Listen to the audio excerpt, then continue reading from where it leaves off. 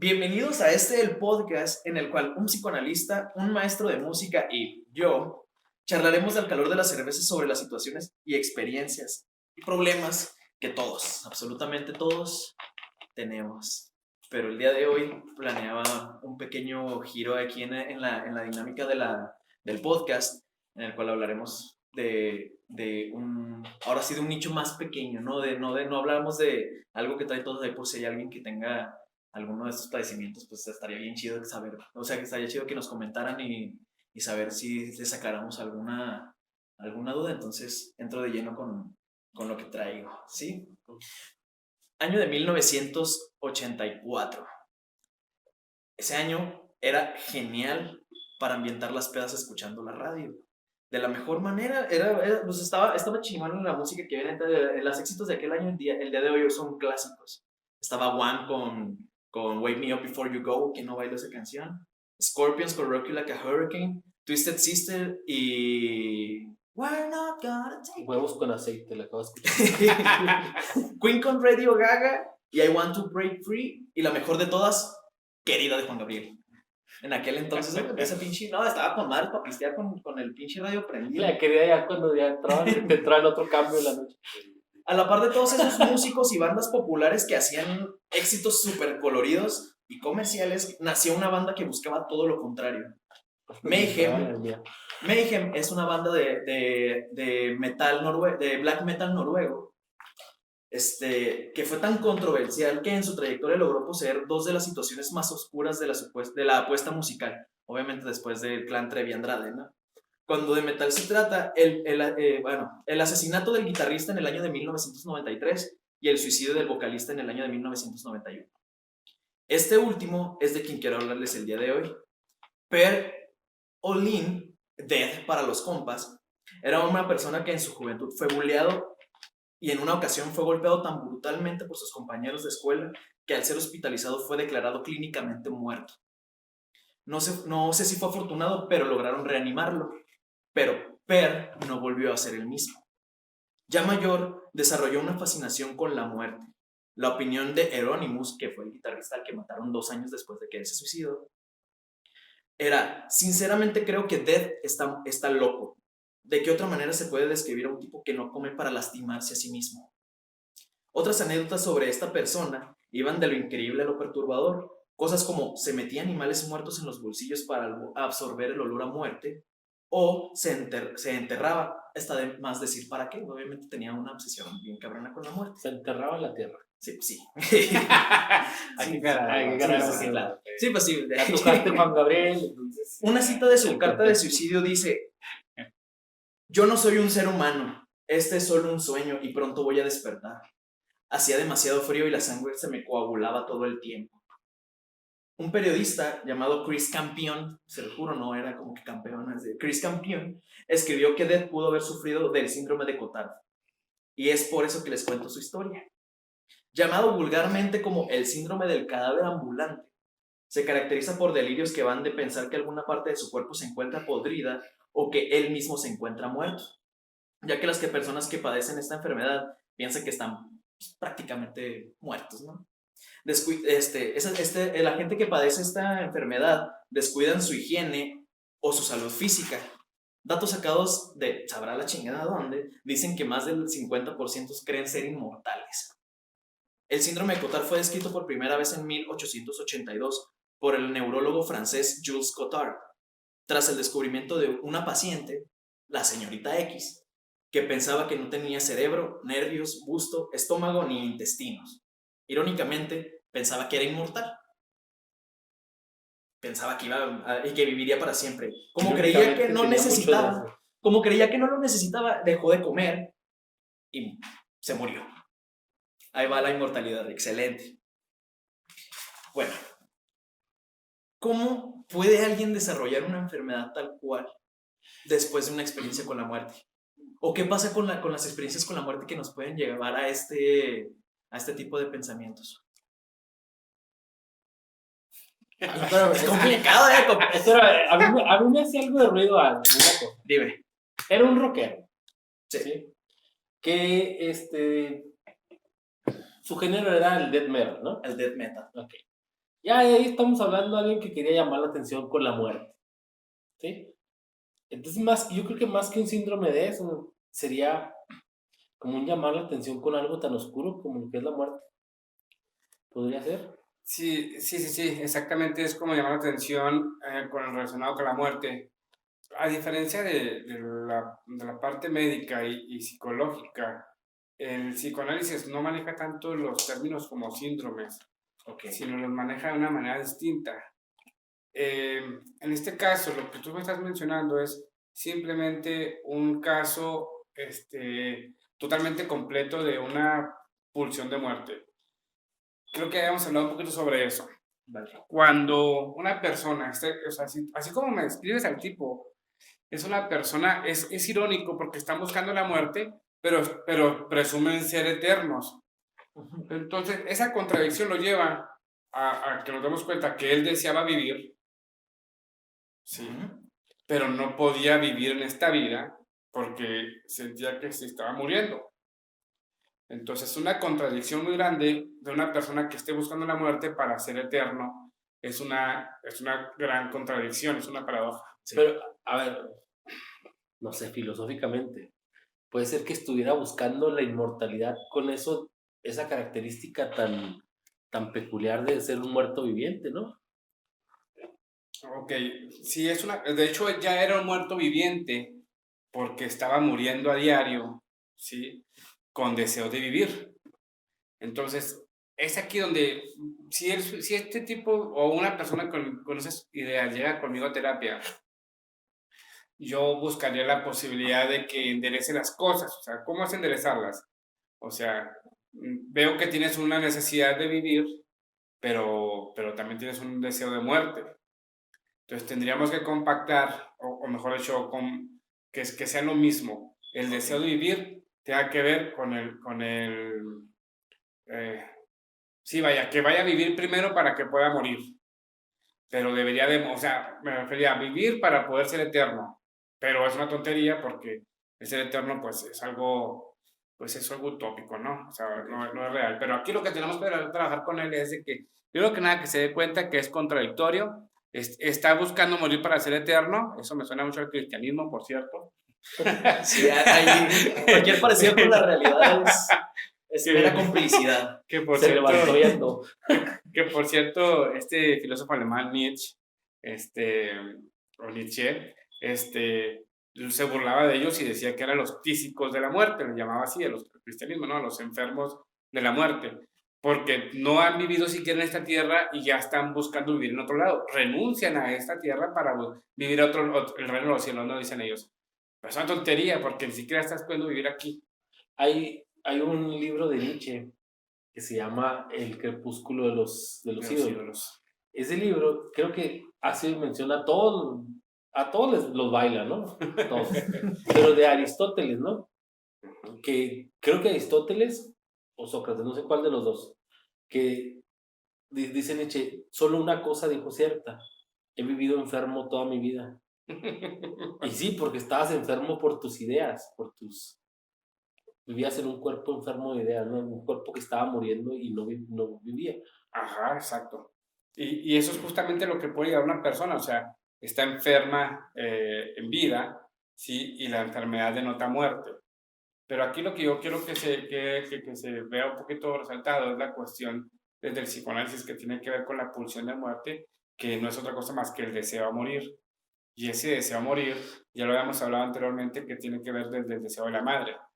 Hay que entender que en el proceso del embarazo, el niño puede ya detectar a determinados meses, puede determinar ya el rechazo por parte de la madre y el rechazo por parte del padre. Si esto es muy pronunciado, si la mamá definitivamente no quiere tener ese hijo va a nacer ya con una pulsión de muerte. Todos tenemos una pulsión de muerte, pero hay una pulsión de muerte exagerada, ¿sí? En el cual va a buscar cumplir el deseo de su madre. En los antecedentes de esta persona que tú mencionas, habla sobre el bullying.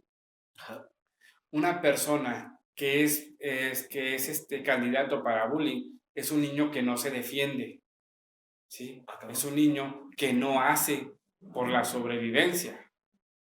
Entonces, cuando un niño, si bien es cierto, hay que trabajar con la víctima y el victimario, ¿no? El niño abusón que lo quiere chingar y el niño que está dejando que lo chinguen. Lo importante y lo curioso es saber por qué un niño permite que lo chinguen. Entonces, ¿a qué me refiero con esto? Es un niño que tiende a ser de una personalidad pasiva, ¿sí? Y sumisa, ¿sí? Y eso te lleva, a final de cuentas, a ser candidato perfecto para que te estén chingando y tú no defenderte. El niño que no se defiende ya está en contra de la vida. Ah, cabrón. A Sí, ver, ok. hablando en mi experiencia con el bullying, yo era terriblemente bulleado también cuando estaba en la primaria, pero yo no me dejaba, yo me dejaba de que me sucedieran. Obviamente llegó un punto en el que sí dije, ya vale madre, hasta aquí, pero normalmente yo me dejaba porque en algún punto, y eso lo tengo muy presente, escuché, la gente que molesta a las demás personas tiene un pedo mayor en su casa. Entonces, de alguna forma, no sé si tenga que ver con el siguiente síndrome del cual quiero hablar, pero yo dejaba que abusaran de mí los bullies de la escuela, porque no podía evitar empatizar con él. Es que tal vez en su casa la está pasando culero. O sea, Ajá, aquí tú antepones tu salud por la de los demás. ese es el pedo. Pero, Y eso es justamente. bueno, hay otra parte del bullying que yo creo que se toca muy poco, que socialmente, cuando tú perteneces a un grupo, quieres que todo ese grupo tenga ciertas cualidades porque te hacen a ti fuerte ese grupo. Si tú ves un eslabón débil, lo que quieres hacer es que se proteja o que despierte, vaya. Entonces muchas veces el bullying no es que esté sufriendo en su casa o no es que sea un abuso, quiere que tú despiertes y esa parte inactiva y esa parte dócil de ti la ve en él y no le gusta. Entonces quiere que lo actives y quiere, muchas veces el bullying, yo tengo como esta parte que yo era el que hacía el bullying, dices, ya estamos pendejos, tío. Sí. Hay que denunciar que estamos precisamente con una víctima de bullying y con un abusador. No era abuso, porque nunca les quité su lonche, nunca les quité algo, pero era como... a mí tampoco me quitaban, pero esas ganas tremendas. Era de despierta, cabrón, o sea, estás inactivo, no vas a sobrevivir así, o sea, y se ve mucho en los maestros, se ve mucho, el maestro a veces es ojete, y él lo hace con todo el cariño del mundo de buscar que tú despiertes, pero no sabe que te está haciendo un daño. De hecho, hay una película, la de Whiplash, Sí. una película de un baterista que el maestro a sus alumnos los hace llegar a tal grado que se suicidan, uno le pone una chinga. Pues en esa misma película el vato que se voltea y aún así Sí. llega todo madreado al... Y ya ahí fue cuando se enoja y le pone una chinga. Entonces, el bullying, a veces el que está haciendo el bullying no es tanto que sea abuso, sino que quiere que despiertes, porque ahorita que hablas de eso, de esa condición de no defenderse, que es antinatural, Es antinatural. quiere que despierte eso, entonces no sabe cómo más con la agresión. El bullying, sí, yo creo que será bueno y se va a escuchar raro, pero tiene que verse como que es algo natural. Sí, es un proceso que se debe vivir, que tiene que ver con la sobrevivencia. Sí, Y con el fortalecimiento de un grupo, ¿no? por supuesto, o sea, tanto como el grupo como lo individual. El problema es que cuando se carece de una figura fuerte en casa, voy a decirlo así, a lo mejor voy a sonar muy trillado, pero es muy cierto, mientras se carece de la figura paterna, que se supone, porque no siempre es así, que supone que te da esa fortaleza.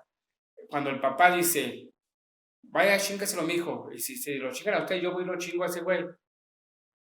Ay, a veces yo voy y te chingo a ti, cabrón. O también, ¿verdad? Si te chingan a ti, cabrón, te voy a chingar a ti. No, pues mejor le pego al otro, ¿no? La chinga que te ponga aquel no es nada con la que te ponga yo. Exactamente, ¿no? Aquí hay que entender que no estamos promoviendo el hecho de que los niños se peleen. No es eso, sino que es una condición natural en la cual los seres humanos en la parte instintiva empiezan a relacionarse con la vida y con las dificultades de la vida. Sí, yo casi creo que sería una etapa tan normal como en el momento que el niño empieza a crecer los dientes y empieza a querer morder todo y tiene la ansiedad por estar mordiendo.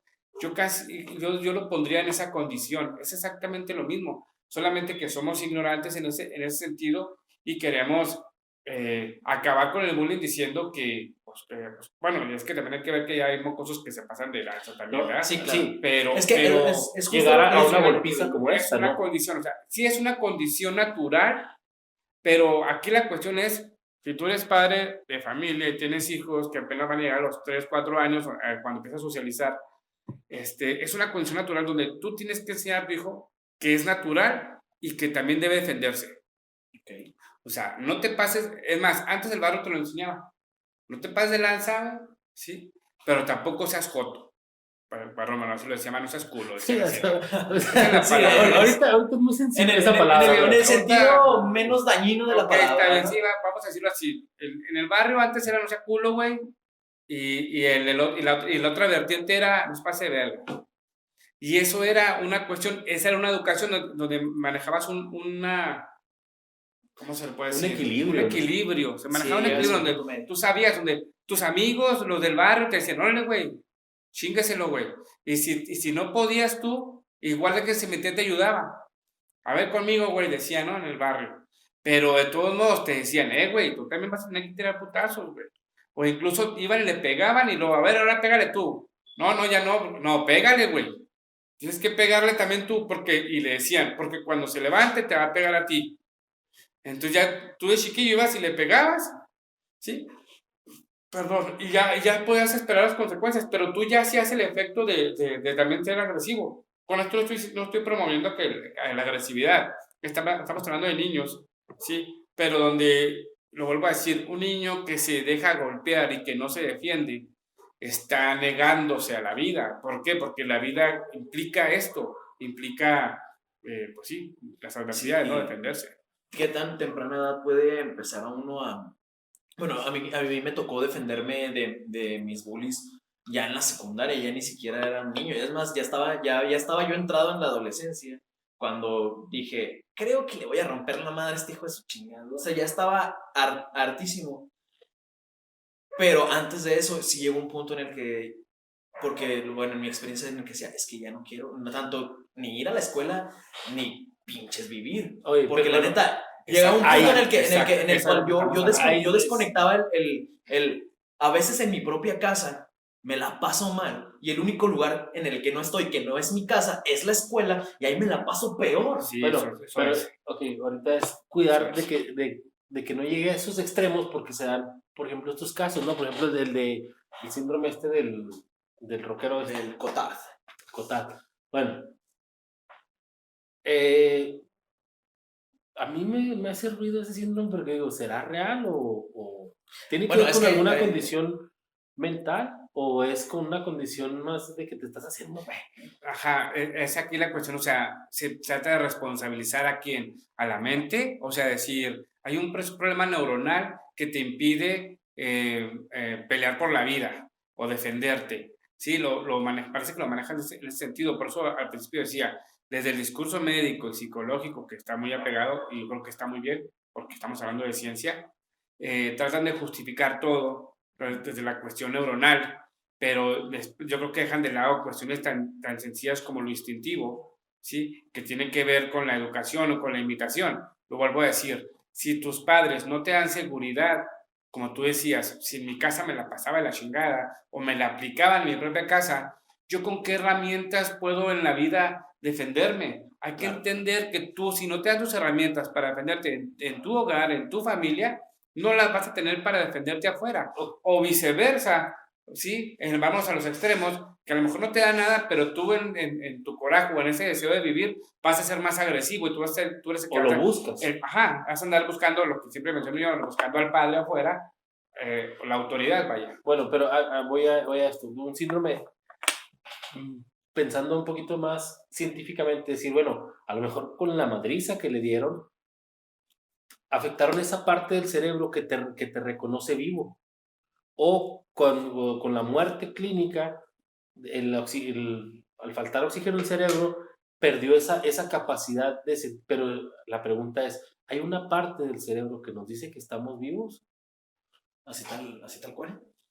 O todo el cerebro nos dice que nos da conciencia, porque hay una parte del cerebro que dicen que los animales no desarrollan, que es la parte del yo, del entenderse del descubrirse como una persona, ¿no? Bueno, no persona, como un ente. Okay. Estaríamos hablando de un yo débil desde el psicoanálisis, que no termina por darse cuenta. Habíamos hablado anteriormente aquí que de principio el yo de la madre es el yo del niño, ¿sí? Y luego hay una transición donde la madre empieza a otorgarle al niño su propio yo y le empieza a motivar para que tenga un propio yo. Cuando la madre no hace este ejercicio, puede quedarse un yo débil. Pues la pregunta es, un síndrome es que puede, lo que denominan como un síndrome, puede ser que una parte de tu cerebro no esté funcionando y recurra siempre a eso. Es como, por ejemplo, las personas que no pueden distinguir rostros, las personas que no tienen ese apartado en el cerebro de distinguir rostros, de saber, de recordar nombres. Facial, ¿no? Eso. ¿Sí? Puede ser una condición así o también puede ser algo que tú te generaste por cuestiones psicológicas. Se me hace muy buena pregunta porque yo tenía una teoría respecto al caso de Dead. Yo supongo que ahorita por lo que comentaba César de el deseo bueno, el rechazar ese pedo de defenderse, rechazar la vida en sí, y al experimentar la muerte le conectó esas dos cosas. Bueno, es mi teoría. Y después de haber sido resucitado, el vato como que empezó a decir, me gustó más estar muerto en ese momento que lo que estaba pasando en la estamos hablando de que ya no sería una condición del cerebro, es una decisión. Hay que entender que el síndrome, o sea, tú decías, puede ser que los putazos lo hayan madreado y que te hayan dañado cierta área del cerebro que es la que reconoce como a ti mismo o tu yo real, por así decirlo, ¿no? Ya venía sufriendo bullying desde anteriormente, entonces yo casi creo que pudo haber sido diagnosticado con ese síndrome antes de los putazos. Sí, sí, ya tenía ese deseo de morir, ¿no? Así es, exactamente. Más que un síndrome. Ajá, es ahí lo que tú tienes que ver. Por ejemplo, lo que se hace en psicoanálisis para poder explicar esto es ir al historial de la persona, ¿no? Y luego ya tú te das cuenta, por ejemplo, yo sí por lo que me platicas, yo estoy viendo un padre ausente y una madre que seguramente o fue muy sumisa o fue de plano, a lo mejor hasta adicta, o no sé, cosas así. Yo veo una madre un poco destructiva y incluso rechazando a su bebé, en este caso a este rockero. Eso es lo que yo veo, pero tendríamos que ver los antecedentes, el historial del niño, son los padres y ver bajo qué condiciones lo procrean y lleva el proceso del embarazo y cuando nace. Ok, entonces cuando sería una condición clínica, que ya lo que ya viene es cuando no pasó nada y ya vine así, ¿no? Que dices, ajá, exactamente. Dices, cabrón, sí. no, o sea, ¿cómo? Ya nació defectuosa, ya no venía completo. Pero en este caso sí fue algo que se fue desgastando, que fueron situaciones externas y no biológicas, ¿no? Exactamente. Okay. Entonces tendríamos que ver ahí la parte biológica. Si lo viéramos desde la parte biológica, aún así tendríamos que ver el historial del embarazo de la madre, por si usaba drogas, por ejemplo. Sí, si lo quería, ¿no? Si lo quería también. Si lo vemos de la parte biológica, por si totalmente, si seguía tomando alcohol, fumando y drogándose mediante el embarazo, pues podría haber un mal ahí generado. A lo mejor una parte del cerebro no se puede ver desarrollada que tenga que ver con esa parte de la sobrevivencia, por así decirlo, pero igual tendríamos que ir al historial de la madre. Pero eso mismo por ejemplo, con lo que lo mencionabas del embarazo, puede ser también como que como un rechazo al producto, al bebé, porque obviamente durante el embarazo es bien sabido no tomar, no fumar, no drogarse. No puede ser, pero sí, o sea. Exacto, y eso implica la pregunta, bueno, tu comentario es muy bueno, muy acertado, porque exactamente eso implica, bueno, pues eso quiere decir que si siguió fumando, pisteando y se le siguió drogando, pues eso denota y eso debe entender que no quería el producto. O sea, a final de cuentas, eso lo conlleva, o sea, es lo mismo. A lo mejor que viéramos que es un mal congénito, que es hereditario, que a lo mejor podemos ver que lo que tiene que ver un poco con la predisposición genética, pero que al final de cuentas yo siempre trato de defender también la predisposición psicológica. Okay. Sí. Entonces, sí es cierto que está esta cuestión de la información genética, pero también está esta parte en la que hay que saber y hay que responsabilizarnos, donde los seres humanos aprendemos por imitación. ¿sí? Y el marco en el que yo crezca, me desarrolle, definitivamente va a tener una gran, pues sí, una gran marca en mí, ¿no? Va a tener una gran influencia en mí. Ok, bueno, para ahorita ya para pasar a otro, me está dando vueltas algo en la cabeza. La noción de la muerte, en contraste con la vida, es algo que yo creo que todos tenemos que tener muy en cuenta, porque para poder vivir hay que tener en cuenta que está la muerte, ¿no? Ajá, implica una cosa a la otra. Entre más latente sea la muerte, más fuerte va a ser tu vida, pero esperamos a vivir al filo o al borde de la muerte para empezar a vivir. Si te dijeran ahorita, te quedan tantos años de vida, ¿harías todo un calendario para vivirlos? Pero como no tenemos una fecha. Pero como no tienes una fecha, pues te vale madre porque no sabes, ¿sí? Exacto. De hecho, hay un libro que habla de esto y hace un ejercicio. No es un libro, es unas como 4 o 5 hojas de un discurso que hace un filósofo ruso que dice, imagínate que esta es tu última hora de vida, se llama tu última hora de vida. Justamente lo que tú decías, ¿no? Imagínate que esta es tu última hora de vida, entonces, ¿qué harías en este momento? Entonces, si dices, ok, esto es una llamada y te dicen, ¿sabes qué es tu última hora de vida? A la chingada. ¿Cuáles son tus prioridades? Inmediatamente, tu familia, arreglar cosas, no sé, económicas, emocionales, todo lo más próximo, lo que urge. Y luego, si se acaba la hora, lo te dicen, ok, ¿sabes qué? Esta es tu última hora de vida. Entonces, no me chingues. Sí, te queda una hora nada más. Ok, ya hablé con mis seres queridos, ya hablé de las cuestiones económicas. Ahora, lo que siempre he querido hacer, voy a hacer esto, o a lo mejor amigos que nunca he presentado, que no tengo mucho tiempo que los visito, bla, bla. Y luego pasa la hora y esa es tu última hora de vida. No mames, sí, otra vez. Por favor, eso te da una enseñanza de que debes empezar a hacer el ejercicio, de creer que esta es tu última hora de vida. Y créemelo, si lo manejas así en este ejercicio, te vas a evitar pensamientos pendejos y vas a dejar de hacer tonterías, porque vas a dedicarte solamente a las prioridades. O sea, no va a acabar mañana lo hago, ¿no? Sí, O claro. más tarde, sino es esta hora la que tengo para arreglar mis últimos problemas. Y te enfocarías totalmente a lo que tú quieres. Y aplicarías también, bueno, ahorita decir, de mañana lo hago, dejar para mañana, no dejes para mañana lo que puedas hacer hoy, pero también caería esto, no dejes para mañana lo que puedes dejar hoy, porque hay cosas que tendrías que dejar y si no son prioridades, las dejo.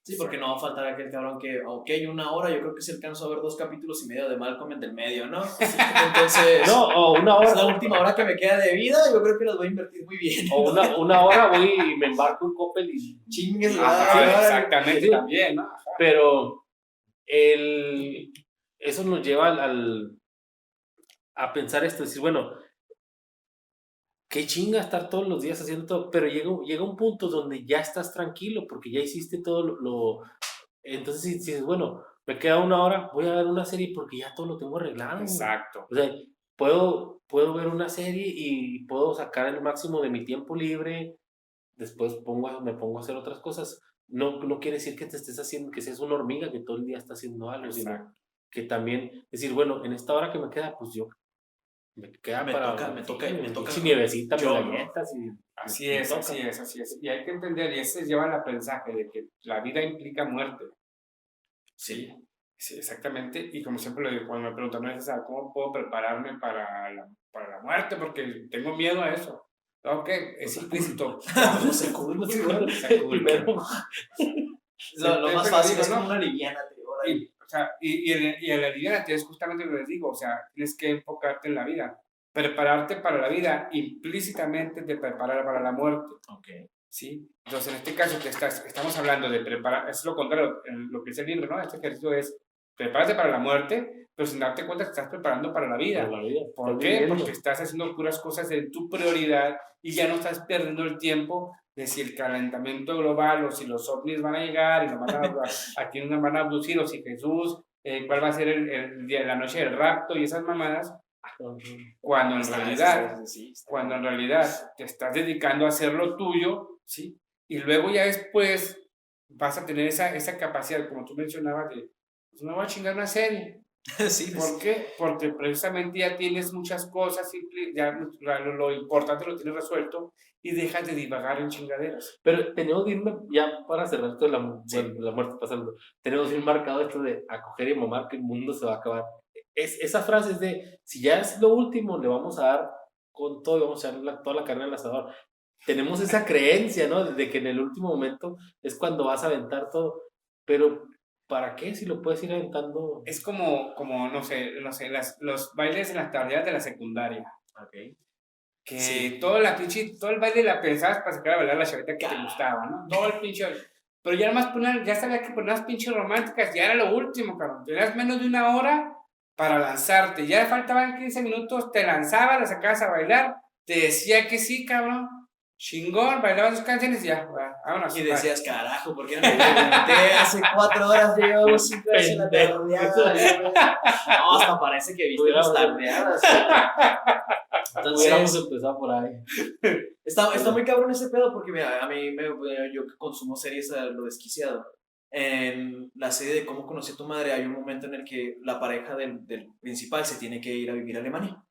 Entonces alguien le hace una analogía y le dice, en lugar de estarte preocupando por se va a ir, la relación se va a terminar, todo se va a ir a la chingada, dice, imagínate que te dicen mañana te vamos a amputar la pierna porque la tienes enferma.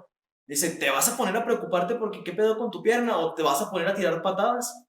Lo más cabrón de todo esto es que cuando él le plantea a la muchacha esta situación, le dice, ¿qué tan enferma tiene que estar tu pierna como para que te la tengan que cortar mañana? Y aparte, puedas dar patadas, güey. O sea, es eso, dejamos todo para el último, pero probablemente para el último momento ya no vamos a tener ni la más mínima fuerza para poder dar de pinches patadas. No, y aparte todo ese duelo ya lo pasaste antes de que se muriera, güey. O sea, y tú ya cuando Claro, o sea, ya estás muerto en vida, volvemos a lo mismo, porque ya viviste ese duelo sin que pase todavía, ¿no? Sí, Okay. Sí, entonces, ya cerrando el síndrome de Cotard, quiero pasar al siguiente, que es el síndrome de Estocolmo. Se llama matrimonio. Justamente iba a decir Considerando que aquí está la pareja de César. Okay. El síndrome de Estocolmo es el nombre que se utiliza para describir una relación afectiva entre un secuestrado y su captor. Uh-huh.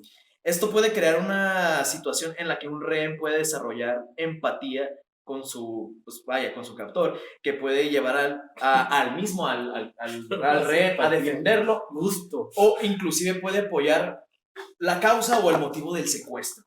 Este síndrome se reconoce por pensamientos benevolentes que evolucionan en solidaridad, comprensión o inclusive atracción de la víctima al captor, vaya.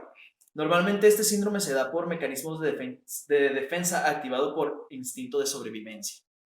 ¿Cómo funciona exactamente? ¿Cómo es que un mecanismo de defensa puede llevar a querer al güey que tiene con una pinche pistola en la cabeza? Eso suena paradójico. Sí, o sea, por eso suena bastante paradójico. Sí, y es paradójico, pero es interesante porque es a final de cuentas, no te enamoras de quien te capturó, te enamoras de quien te da la comida, de quien te lleva el agua, ¿sí? De quien te provee, ¿no? Aparte es la única persona con la que hablas, ¿sí? Por lo regular los secuestros designan a alguien para que esté ahí siempre vigilando a la persona que está ahí capturada, ¿sí? Y es el mismo o la misma que le está dando de comer, que le están dando agua, incluso la única persona con la que platica, ¿sí? Y todo esto lleva a una persona a estar en una situación vulnerable, que cualquier rayito de sol es muy, muy apreciado y sobre todo hasta exagerado, ¿no?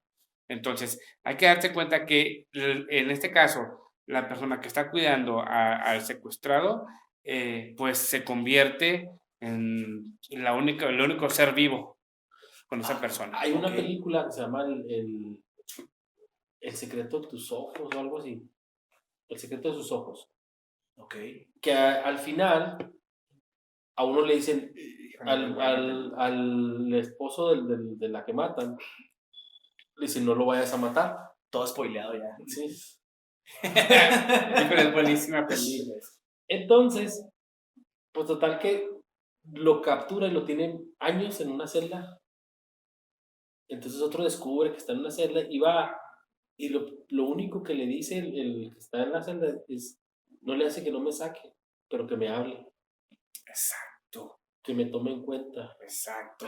Porque eso lo habíamos dicho en otras ocasiones, eso tiene que ver con la existencia, ¿sí? Mientras puedas verte con el espejo de alguien más o los ojos de alguien más, es cuando eso denota tu existencia y por tanto la vida, ¿sí?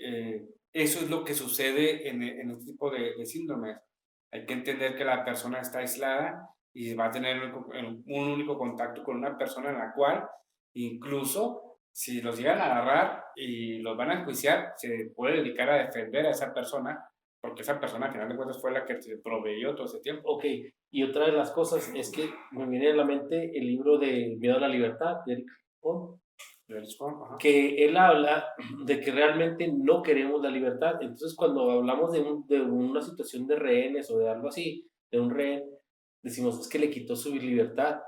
Y en este síndrome sale a la luz que él no quería su libertad. Ah, cabrón.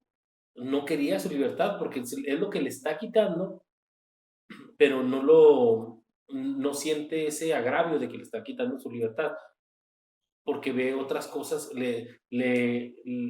en cierto modo le quita la carga de qué va a comer, cuándo va a hacer las cosas, le quita decisiones. Ah, cabrón.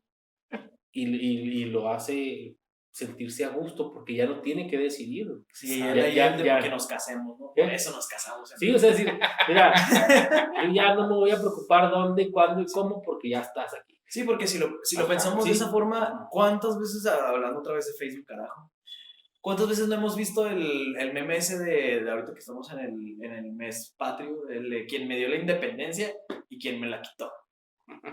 En cierta forma sí, yo entiendo eso de el querer dejar cierta responsabilidad y supongo que otra vez viene con el pedo de los padres. Uno cuando es niño nada más está ahí existiendo a la chingada y el padre provee y inclusive hasta ese pedo de decide no sales de aquí, no vayas a salir, no te puedes salir. Supongo que de ahí viene ese pedo. Se da también por eso, porque desde niños estamos acostumbrados a que alguien decida por nosotros y alguien nos delimite. ¿Sí? Así es. Entonces, por eso yo creo que es fácil que se dé ese síndrome, ¿no? De empatía con el captor. ¿En qué momento comenzamos en qué momento una persona secuestrada puede llegar a decir, me cae bien mi pinche secuestrador? Y de repente, o sea, ya como lo leí, inclusive hasta me gusta mi secuestrador. ¿En qué pinche momento? En el momento que le quitan la venda y sí, en el momento en el que le ves la cara. No solamente el capturado se identifica con el que la está cuidando, con el cuidador, sino también suele pasar que el cuidador se identifica. ¿Por qué? Porque están encerrados, son dos personas que están encerrados, ¿sí? Uno está sufriendo, otro está viendo el sufrimiento del otro. No quiero decir que siempre sea así, pero en la mayoría de los casos, incluso el que está cuidando se identifica también porque ve la parte vulnerable, ¿sí? Y si le ordenaron que le diera solamente una piernita de pollo para que coma, a lo mejor le da dos.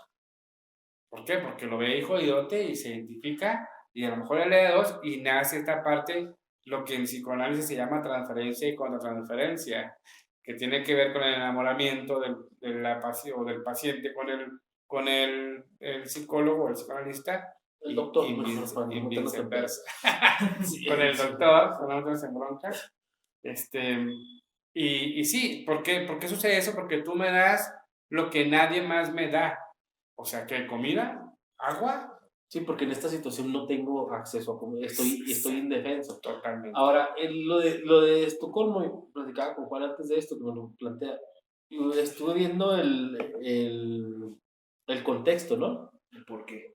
Entonces, el contexto, también por esto pudieron haber sentido esta empatía los rehenes, porque los captores se identificaban como personas que tenían una necesidad económica y que estaban luchando contra un sistema y que eran los que se podían rebelar contra el sistema. Entonces, también parte de los rehenes decían, bueno, nosotros no estamos haciendo nada, lo que podemos hacer es apoyar a quienes están rebelando contra el sistema. Entonces ya se sentían como parte del mismo grupo, en este caso no como parte de alguien que está secuestrado o que está en una situación de rehén, sino como alguien que está luchando contra un sistema, ¿no? También eso puede ser parte de la empatía. Se me hace muy cabrón ese pedo. Sobre todo, como lo mencionaba hace un rato, yo que sufrí de bullying y veo y escucho de algún lado, es que traen pedos en su casa. Y la madre llegó a un punto en el que decía, es que ese güey me hace esto porque le pasó esto sí, otro. Porque decías, pobrecito, y también acá en el síndrome de Estocolmo es tener esa empatía con el que está haciendo el... Exactamente, ajá, te das cuenta que el otro también es vulnerable en algún sentido, puesto que estamos ahora en la parte económica, que no estamos justificando ni nada de eso, pero se perciben cosas que se pueden identificar uno el otro, y es ahí donde puede venir esa confusión en las emociones. Y voy a decirlo, lo digo como confusión, pero en realidad no es la confusión, en realidad se identifican. En realidad los dos son vulnerables en algún sentido. Quizá uno en la parte económica que tiene que llegar a secuestrar, porque está jodido, y quizá el otro en la situación en la que se encuentra, que está totalmente aislado Ok, jodidos ambos por donde en lo los veas. dos casos estábamos hablando de cosas muy extremas, ¿no? En uno de que lleva el deseo de morir, no deseo de morir, sino el sentirse muerto hasta que se desconoce como un ser viviente que necesita ciertas cosas para seguir subsistiendo. En este otro es como alguien que irrumpe y violentamente te quita la libertad, ¿sí? Pero a nivel de piso, a nivel de todos, ¿no? ¿Dónde se podrían ver estos casos? ¿Cómo te podrías dar cuenta que no estás en un síndrome severo, pero que tienes tintes de algo así, que estás sufriendo algo así y que está afectando tu vida, pero que no lo ves o lo estás justificando? Sí, sí entiendo la pregunta. Me toca ver en casos de terapia donde la persona está siendo explotada en su trabajo, trabaja más de 8 horas, ¿sí? Pero no puedo renunciar ni protestar con mi jefe porque mi jefe, pobrecito, o sea, ¿cómo le va a hacer mi jefe si yo me voy? Si yo me voy, se va a caer la empresa. Entonces yo tengo que quedarme porque yo lo veo vulnerable, porque él no puede solo, ¿sí? Pero aún así acepto que me están negreando de más y estoy trabajando horas extras. Ya no Y no estamos me pagan. hablando de una situación económica que si yo necesito ese trabajo, sino yo puedo tener otros trabajos y otras cosas, pero pobrecito de él. Entonces, Exactamente. Entonces, ahí donde entra el sentido de supervivencia.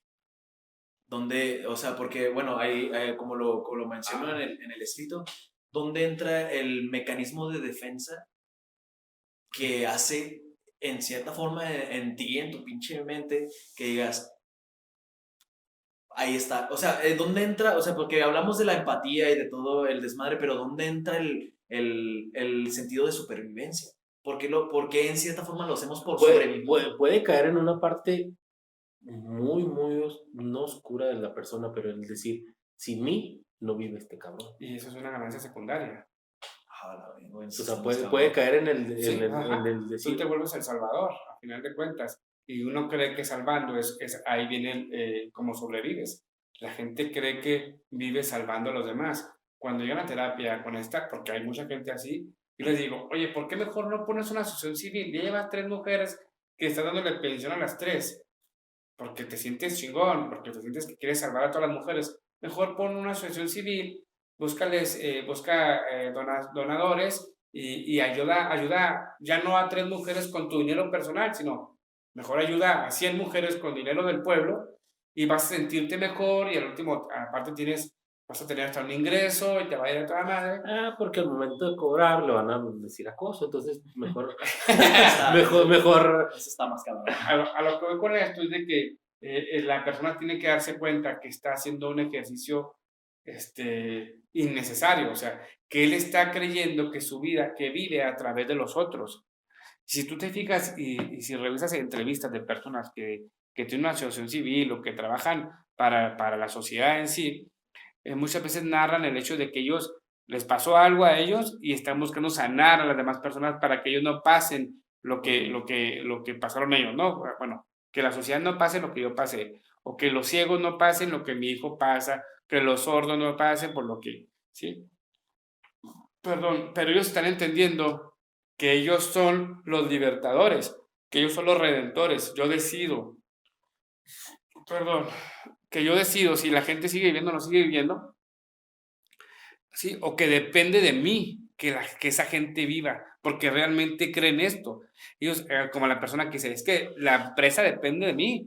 O sea, no me pagan horas extras. Yo estoy trabajando de 8 de la mañana a 6 de la tarde, cuando me salías a las 3 o las 4, pero yo sé que si yo no estoy, se cae la empresa y van a correr a mi jefe. Entonces yo me siento el redentor de creer que de mí depende la empresa, de mí depende mi jefe, y por tanto yo le voy a ayudar, y esa es una satisfacción que yo tengo, pero me la paso quejándome. ¿Sí? Entonces, Ok. estás atravesando entre la vida y la muerte, estás viviendo porque tú ayudas a otros, pero a costa de ti. Ahora siento que tengo que platicar con mi jefa del trabajo. Entonces, entonces entonces viene como de un, bueno, hablando otra vez en la situación de rehenes, sí cierto eso entonces empatizas, porque también mencionan mucho eso de, inclusive puedes llegar hasta simpatizar con la idea del por qué te secuestraron. Ajá, así es. Entonces ya formas parte. He escuchado también otros casos que no precisamente el síndrome de Estocolmo, pero el caso de la persona que se autosecuestra para sacar algún beneficio de su propia familia Ajá, exactamente. y está muy, muy cabrón.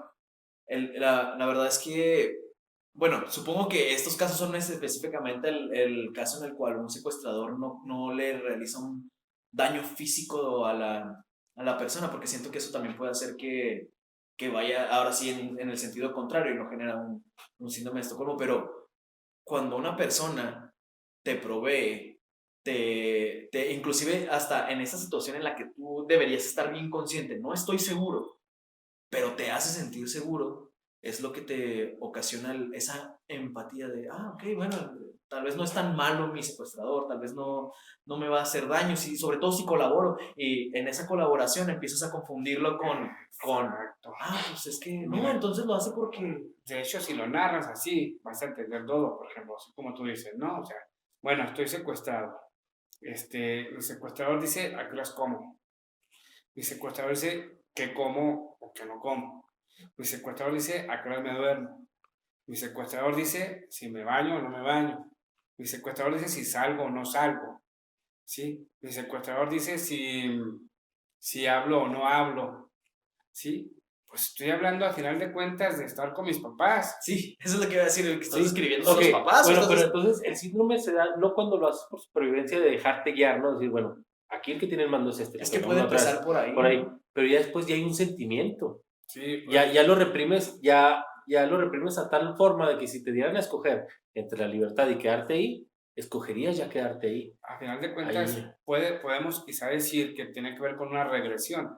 Tú empiezas a recordar esa relación que una vez tuviste con alguien que decidió todo por ti, ¿sí? Que te decía cómo hacer las cosas, cuándo hacerlas y decirte qué está bien y qué está mal.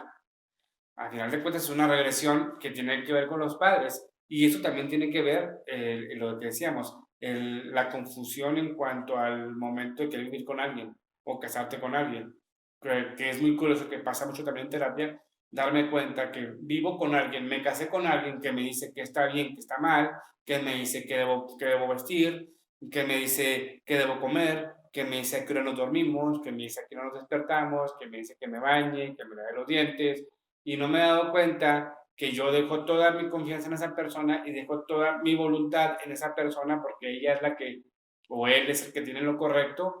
Por tanto, yo estoy satisfaciendo una cuestión, ya si hablamos en psicoanálisis, tiene que ver un complejo edípico no resuelto, pero bueno, estoy recordando un amor que un día tuve o que quizá nunca tuve, pero que siempre quise, porque mi mamá nunca me prohibió, porque mi mamá nunca me dijo que vas a comer, porque mi mamá nunca me bueno, dijo que despertara, a que los durmiera. Viene entonces el pedo de la necesidad del límite, ¿no? Exactamente. pero aquí estamos hablando de que esto se da a raíz de que tú tomas una decisión y luego se van dando estas cosas, ¿no? Pero en el de Estocolmo sería lo paradójico de cómo por la violencia llegan y te quitan eso y tú en vez de reaccionar a la inversa, te apegas más. Ajá, sí, sí, sí. También hay que ver que no tienes de otra, ¿no? O sea, Sí, te tienen aislado y ahí sí tú no tomas decisiones, ¿no? También hay que verlo. También hay que decir que hay un proceso también a la hora de ser secuestrado, ¿no? El primer proceso tiene que ver con la negación, donde también te resistes a lo que te están diciendo, te resisten a hacer lo que ellos dicen, pero en el transcurso del tiempo, pues evidentemente vas cambiando de opinión de acuerdo a la relación que se va dando con tus Sí, pero victimarios, ¿no? ese cambio, lo mencionaba ahorita, ese cambio es porque ya entendiste que así son las reglas, pero lo otro es como decir, ya no es por entender, sino por ese amor que tú dices, o por esa empatía, eso que ya nace de ti, esa emoción, ya estamos en una emoción, ya no estamos en una racionalidad, ¿sí? Sí, sí, sí, y también hay que ver, y hay que decirlo porque bueno, quizá nosotros no hemos tenido la experiencia de que nos hayan secuestrado, pero también hay que ver que hay personas, o sea, cada secuestrador tiene una función, el que alimenta y cuida, el que amedrenta, ¿no? El que intimida,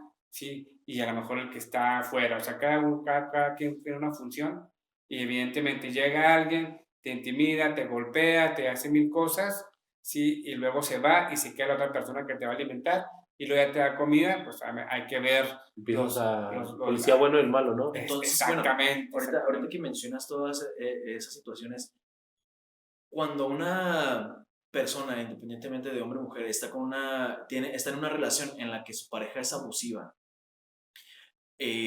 tanto física como verbal y en todos los aspectos en los que una persona puede ser abusiva con su propia pareja, pero lo amo o pero la amo. Ujú.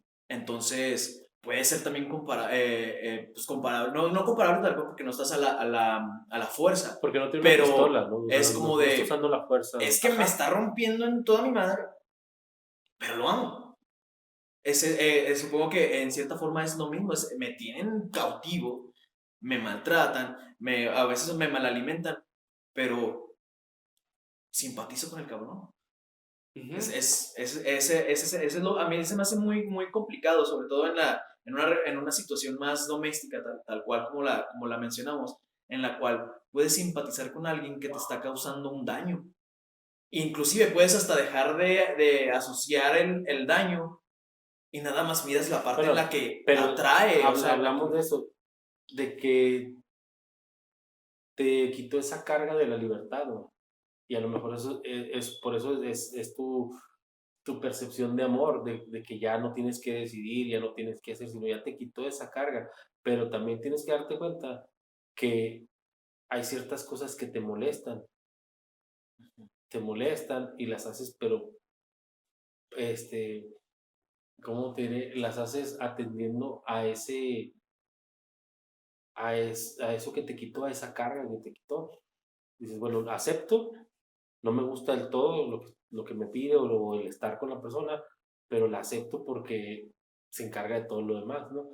Pero ahí no estamos hablando de que sea una situación violenta, estamos hablando de que tú ya estás en ese estado de indefensión que prefieres quedarte ahí, ¿no? Me han pasado algunos casos donde el ejemplo es, no sé, la mujer o la niña que atiende al papá y a los hermanos. Que la mamá dice, si el papá llega borracho, háblale, mija, recibe a tu papá. Que si yo lo recibo, pues me madrea, ¿no? Y a lo mejor la niña lo recibe, le quita las botas, le quita la camisa y lo acuesta a dormir y ahí anda con los achaques de borracho y arrimándole el bote para que vomite y todo eso, ¿no? A lo mejor la niña va creciendo y ándale, mija, ya se quedó tu papá en el carro, bájalo y tráelo otra vez. Y ahí está, trayendo al papá, todo borracho, y llevándole bote para que vomite, o llevándolo al baño, y luego ya ir, quitarle las botas y ponerlo otra vez ahora que duerma. ¿Sí? Es interesante, pero suele pasar casos reales donde la persona se casa y se casa con un borracho, ¿sí? Que la maltrata, que quizá la ofende, pero igual, o sí, pues, ella nomás espera, como la ofende solamente cuando está borracho, o sea, ella ya sabe ese ejercicio y ella lo cuida y lo lleva a la cama, lo viste y lo duerme, ¿no? Lo lleva a vomitar y todo eso.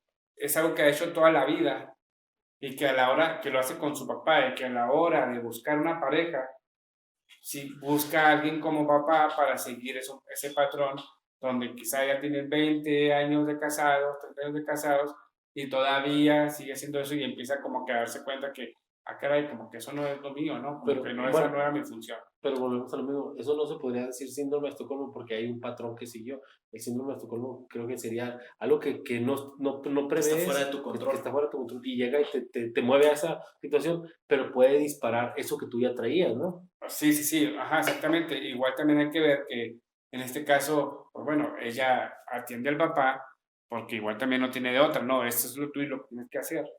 Pero sí, o sea, como tú dices, va a despertar esa cuestión de confundir las funciones y si el que me tiene aprendido, el que me tiene encerrado, está haciendo la función de atenderme, a lo mejor a mí me despierta, lo decíamos ahorita, ¿no? El hecho de que me protege, me da de comer, me dice que hora me duermo, a qué hora me despierto, y si me baño o no me baño, pues estoy pensando en mis papás, ¿no? Y pues, bueno, de lo de las parejas, a veces que se da también este aislamiento por parte de una pareja a la otra, si sabes que tu grupo de amigos no me cae bien, tu familia no me cae bien, tu trabajo, entonces empieza a aislar a la otra persona, no por la fuerza, Ah, ok, eso es bueno. pero le empieza a decir, ¿sabes qué? A mí no me caen bien, o siento que no me quieren, no me tratan bien, y yo ya no voy, pero como manipulando para que tú tampoco vayas, entonces empieza a aislar a la persona hasta un punto en que la otra persona dice, bueno, para no tener esas broncas, ya mejor me aíslo y estoy en una situación de rehén voluntario, ¿no? Esa es una analogía muy buena y muy cierta porque es cierto, o sea, terminas siendo secuestrado por tu propia voluntad, ¿no? Como tú dices, o sea, Sí. a final de cuentas, por amor o porque no quiero contradecir o porque no quiero tener problemas, como no quiero tener problemas con mi pareja, pues sí mi vida, sí mi amor, ¿no? Pero pues estoy viviendo en un secuestro voluntario y hasta qué punto eso también termina siendo síndrome, ¿no? Poniendo un ejemplo igual de extremo, estuve escuchando la historia de David Koresh, que era un líder de secta, y ese vato primero logró convencer a su congregación de tal manera de que la misma congregación decidió, o sea, bueno, no es que lo haya decidido, él decidió y la congregación aceptó disolver todos los matrimonios y él se decía esposo de todas las mujeres de su congregación y la gente lo aceptaba. Lo aceptaba a rajatabla, o sea, llegaba un punto en el que la gente decía, sí, es cierto, sí, está bien, no hay pedo, quédate con mi esposa, quédate con mis hijas, porque de hecho él también había un pedo de abuso sexual muy cabrón. Él, desde niñas de 11 años hasta las esposas ya mayores, y la gente aceptaba. En esos casos, de las sectas y de todo eso, es muy difícil distinguir entre la realidad y lo que realmente pasó. No digo que no fuera, ¿eh? Sí. No digo que no fuera. Pero si lo que quieres es desprestigiar algo, te vas a los tabús. Y lo primero que dices es, corres el rumor o la leyenda de que había prácticas que no eran convencionales. ¿Sí? Ahí sí hay que tener agudizar lo crítico, porque sí, bueno, ¿por qué me están diciendo esto? No digo y porque vimos que terminó esa secta, ¿no? Terminó que cuando ya se pusieron feos los fregazos, pues terminaron quemados todo. Pero ahí, si revisan los videos y todos los que quemaron fueron los que iban a entrar, no los de adentro. O sea, hubo enfrentamientos armados y todo, pero ahí el que contó la historia fue el mismo gobierno que los quemó, como para decir, bueno, es que eran malos, como un Saddam Hussein, ¿no? Que te haces un... Que tampoco estamos diciendo que Saddam Hussein no fuera malo. No fuera malo, ¿no? O un Osama Bin Laden, o sea, pero es decir, justificamos esa intervención violenta con decir tal o cual cosa, ¿no? Solamente las personas que estuvieron ahí te pueden decir si fue o no fue cierto. Hay uno, en las Guayanas, Jim Jones. Jim Jones. Ahí, y las personas que estaban ahí, hay un documental donde reúnen a las personas que estuvieron ahí, los que se lograron salvar, porque ya iba a ir un congresista, fue un congresista y lo mataron. fue un congresista porque iba a rescatar a la gente que ya no tenían ese síndrome de Estocolmo. La gente se quería ir de ahí, pero ellos ya los tenían. Pero eran unos cuantos. Volviendo a la simpatía con el captor, esos cuantos que se querían ir eran las personas que no entraron en el síndrome, o sea, llamándolo síndrome de Estocolmo, tal vez sí, o sea, no se metieron en erróneamente, la película. pero la gente misma que estaba simpatizando con, el cual podemos llamar el captor, que era Jim Jones, decidió inclusive que fueron los que mataron al congresista. Uno se fue de infiltrado y otros llegaron después y se armó un enfrentamiento armado gracias a que, pues, comandado Sí, por Jim pero Jones. O sea, al final era... Las muertes, como él ya sabía que mucha gente estaba rebelando, dijo esto, les matamos a los hijos. Y ya no les queda por qué y vivir. ya no tienen por qué vivir, o sea, y de hecho fueron pocos los que estaban con él los que envenenaron a los hijos. Por eso cuando llegan y empiezan a ver cómo quedaron todos los cadáveres, en una parte están los menores y en otra los adultos. Y los fueron envenenando sistemáticamente. O sea, no se suicidaron todos, sino que fue un envenenamiento. En este caso, sí se dio el síndrome de Estocolmo en algunos, pero en algunos no. Sí, que fueron los que intentaron irse y que terminaron balanceados, ¿no? Entonces, ¿cómo al final de todo hay un factor que le podemos llamar maligno en el simple hecho de estar contra tu voluntad o inclusive en el mismo caso en el que digas, quiero estar con él, quiero estar ahí? Lo mismo, lo que leía, además de lo que traje, decían que habían personas que inclusive después de ser liberados por parte bueno, no por parte de sus, que fueron liberados independientemente de si fue un enfrentamiento o el secuestrador obtuvo lo que quería y lo soltó, había todavía una cierta complicidad. Era de quiero seguir viendo a mi captor, quiero seguir estando con esa persona. Y es lo que me resulta muy complicado de entender. ¿Cómo es que llegas a un punto en el que fuiste retenido contra tu voluntad, fuiste abusado, fuiste golpeado, fuiste mal alimentado y aún así después quieres permanecer con esa persona? Es como lo mencionaba ahorita, me casé con un abusador y me maltrata, pero al final de todo lo amo. ¿En qué momento? Porque cumple una necesidad que tienes. Así es, y eso es cuando si decimos que cumple una necesidad que tú tienes, es cuando yo explico esa parte de que buscas pareja por necesidad y no por amor. Justamente es tratando de suplir una necesidad. que hay que saberlo, ¿no? Entonces, cuando hacen el ejemplo, dicen el ejemplo de la persona que dejó ya la liberaron y quiere seguir tener contacto con su captor, pues bueno, una vez más hay que decir, el captor no es el que la golpea y el que le da de comer. Hasta donde yo sé, a menos de que pueda ser que también se dé, pero lo decía, ¿no? Cada uno tiene una función y por tanto, la víctima está interactuando con una sola persona que es el que le da de comer y es el que lo ve diferente y es donde ve un rayito de luz, incluso le pide que lo liberen y el otro le dice que no puede liberarlo, pues ahora los dos son víctimas, ¿sí? ¿Por qué? Porque si yo no puedo liberarte, porque yo no soy el que manda, porque yo no soy el que, si te libero me matan, entonces ahí ya los dos nos volvemos víctimas y ahora sí empezamos a compartir algo entre los dos. El peligro de muerte. Estamos los dos con peligro de muerte y ya te comprendo y ya tú me comprendes a mí. Entonces ahí viene la complicidad donde los dos vamos a estar siempre juntos porque los dos ya somos víctimas. Okay. Bueno, eso está más cabrón. Entonces, bueno, para pasar ahora sí ya al último, se me hace ahora sí más complicado, síndrome de, permítanme, el síndrome de Capgras. Este síndrome se caracteriza por una firme creencia por parte del paciente de que una persona cercana a él mismo ha sido reemplazada por un doble exacto. En algunos casos puede presentarse en animales, o sea, puede presentarse que te reemplazaron tu mascota o en algún objeto inanimado. Este padecimiento es relacionado con un trastorno orgánico cerebral, o sea, que viene directamente de un daño cerebral, pero también puede ocurrir por enfermedades psiquiátricas primarias. Ahí es cuando, para no ahondar en este síndrome, se me hace muy extraño, ya para aterrizar, es, ¿por qué le llaman síndrome?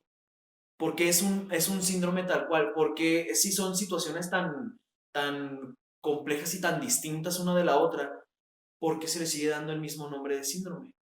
Se me hace muy complicado, sobre todo porque hablan de un daño cerebral que en algunos casos que, por ejemplo, el síndrome de Estocolmo, que es más psicológico que vaya un daño físico en el cerebro, se me hace muy complicado que se le llame de la misma Pero, manera. ¿Qué define un síndrome ¿qué es tal un cual? síndrome, entonces? Esa es la pregunta. Hay, ¿Qué podría definir un hay que síndrome? entender que un síndrome es un conjunto de síntomas que se presentan juntos.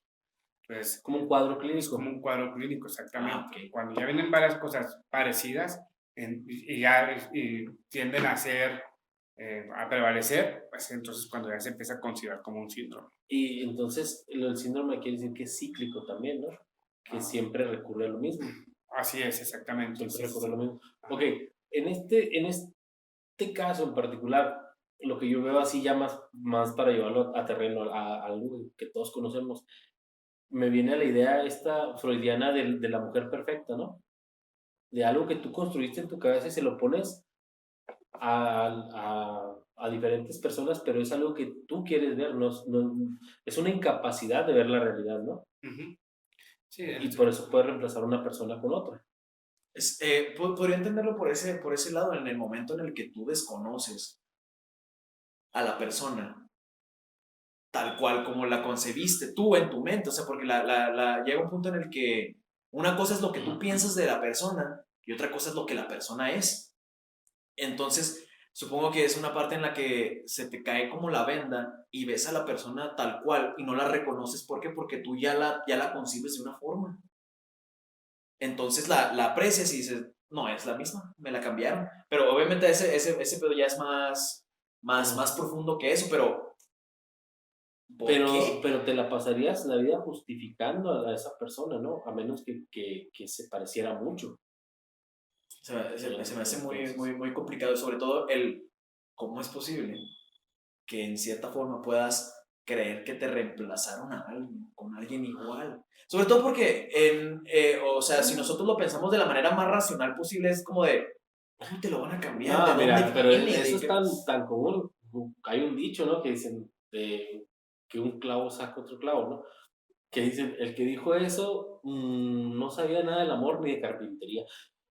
Sí, sí, porque, como dicen, reemplazas una relación por otra y en cierta forma quieres que sea igual. Ah, cabrón. Pero me perdí un poquito, o sea, ¿cómo es el síndrome? ¿Qué es lo que prevalece en el síndrome? Es la creencia firme de que te reemplazaron a alguien por otra. O sea, que, por ejemplo, tú desconoces de repente a mi carnala y dices, no es. O sea, ella es, pero tú dices, no es. Me la cambiaron, me la Ok. reemplazaron. Ella no es quien dice ser. Ok, no, entonces tiene otra Por variante. eso viene Nosotros por le eso estábamos la dando un connotación tinte. con la Ajá. O esquizofrenia. sea, ¿qué dices? Dices, físicamente es la misma persona, pero no No concuerda es con... quien dice ser. O sea, eso me resulta muy complicado. Hace unos días empecé a ver, bueno, a redescubrir la serie de X-Files, de los expedientes secretos X. Y en uno de los casos que tratan en esa es una mujer que era esposa de un piloto y el gobierno de los Estados Unidos lo secuestra. Y cuando empiezan a meter al FBI en el asunto, de repente dicen, volvió. Y cuando van los agentes del FBI a hablar con ella y con él, ella está firmemente diciendo, es que no es él. A pesar de que él es físicamente exacto y tiene la información también y todo, y ella, es que no es él. ¿Cómo es posible de alguna forma que eso se pueda dar? Se me hace muy complicado, o sea, por eso no quería andar tanto en el tema, nada más lo incluí para demostrar lo distintos que pueden ser un síndrome de otro. Por eso la pregunta, ¿qué define un síndrome? se me hace muy, muy, muy complicado de aterrizar, sobre todo pues, porque, vaya, no tengo la formación necesaria para poder aterrizarlo, pero la cosa es, ¿cómo puedes confundir? ¿O qué tan alejado puedes estar de la misma realidad para decir, me reemplazaron a Eric? Sí, o sea, ¿cómo se llama? Sí, es un reemplazo totalmente igual con Paul McCartney, ¿no? Sí, como el caso de Paul Paul McCartney, todo el mundo pensando que es un doble exacto y que curiosamente canta y que curiosamente toca y que también es zurdo y que, o sea, y la gente, hay gente Y que es todavía el hasta la único fecha que vivo. afirma. No, todavía Todavía está queda Ringo Starr. Ringo Starr, todavía queda. Y Yoko Ono. No, esa es la que no debe. Ya no me voy a meter en eso. Se me hace muy.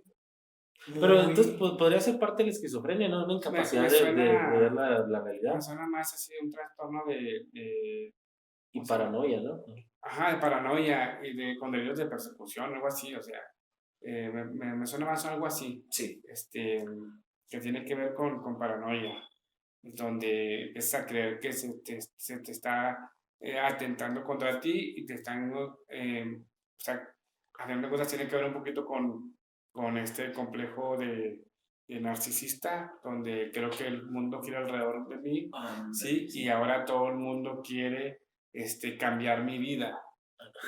Y es ahí pues, cuando hablas de los ex-feos, ¿no? Los expedientes secretos X, pues es algo así. ¿Por qué? Porque ahora estoy pensando que el gobierno está buscándome a mí, ¿sí? Y como saben que yo soy, que estoy en el radio, tengo programas de podcast, hago videos, ahora estoy pensando que el gobierno no le gusta lo que yo estoy diciendo, que yo estoy diciendo cosas que quizás afectan los intereses del presidente. Entonces ahora estoy pensando que en una salida de mi esposa que se fue, regresó y ya es otra, y ya empiezo a creer que mi hijo es otro y que me cambiaron mi mascota, y empiezo a sentir que todo está afectándome a mí, ¿no? Eso tiene que ver, yo creo que un síndrome con delirios de persecución. Entonces, ¿cómo aterrizamos también el delirio de persecución? ¿En qué momento? Bueno, supongo que es por parte del estrés, ¿no?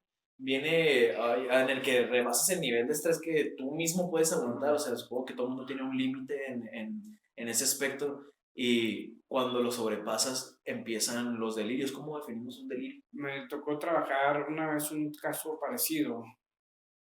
Bueno, los delirios no es otra cosa más que parte de la imaginación, ¿no? Son ideas que tú tienes y que le das vida, al final de cuentas. Ok. Esos son los delirios, son imágenes, son ideas que tú tienes y empiezas a darles vida. Pero en este caso de la paranoia, me tocó alguna vez algunos casos, pero uno que recuerdo más próximo es de una persona que tuvo a su papá y su papá fue muy trabajador. Ese papá tuvo puras hijas. Ella le ayudó siempre a su papá, las demás no les interesó. Papá tenía tierras y cosas así. En el campo vivían. Entonces, cuando papá muere, papá reparte las tierras igual y esto le genera un shock a la persona porque ella esperaba ser la albacea, ¿no? Tener Okay. todo porque ella fue la única que le ayudó.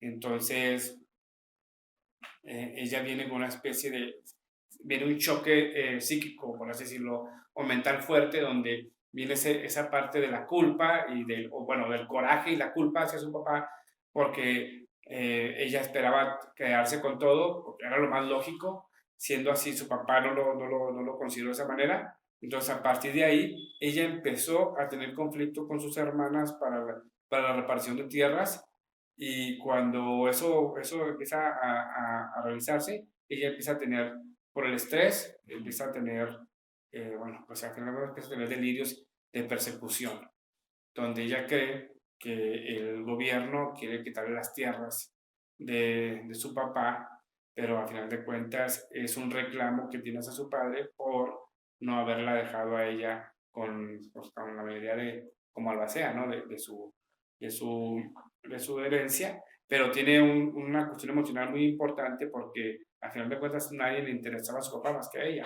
Entonces ella tiende a tener una culpa muy fuerte y la culpa empieza a experimentarla donde siente que la van a castigar. Hay que ver que la parte en el psicoanálisis, el gobierno tiene que ver con el padre. Los padres son los que dan el primer gobierno a los hijos. Entonces está teniendo el miedo de que el gobierno la está buscando, ¿no? Ya tiene la idea de que el FBI, la DEA, están buscándola y que le quieren quitar sus tierras, lo poquito que le quedó, y llega a tener esos delirios y llega a tener ese problema de paranoia. Entonces, más que un sentirse el centro del universo, es más un querer ser el centro del universo, ¿no?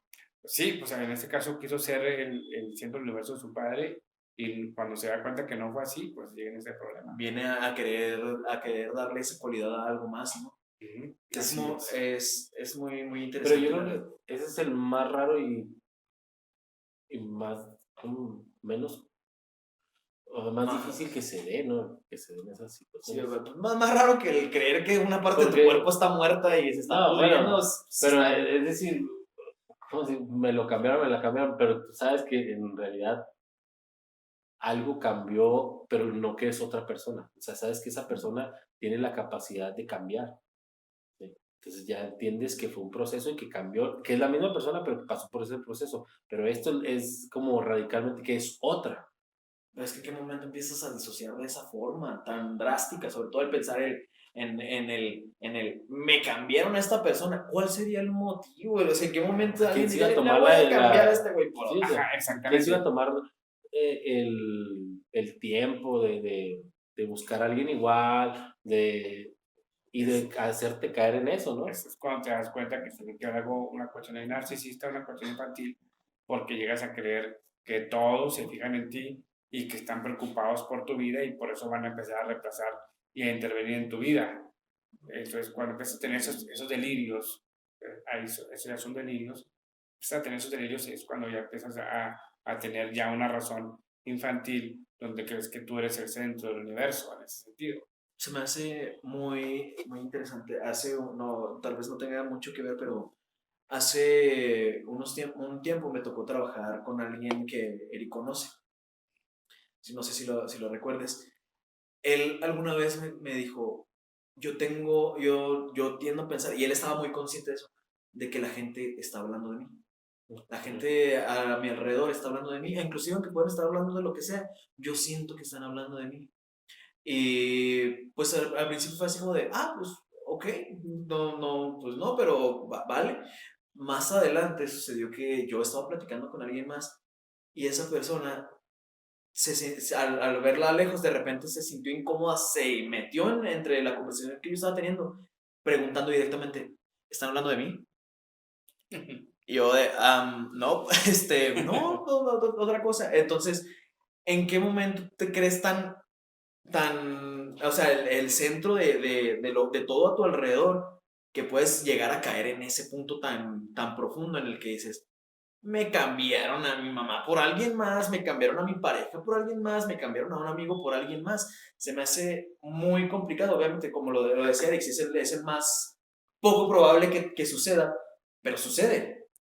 ¿Qué es lo que le da la entrada No, a pues ese delirio aquí tan como dicen profundo? ya una patología, como una esquizofrenia, algo que ya te vas de la realidad, ¿no? Hay personas que tienen baja autoestima y tienen ese problema de que creen que todo el tiempo están hablando de él o de ella.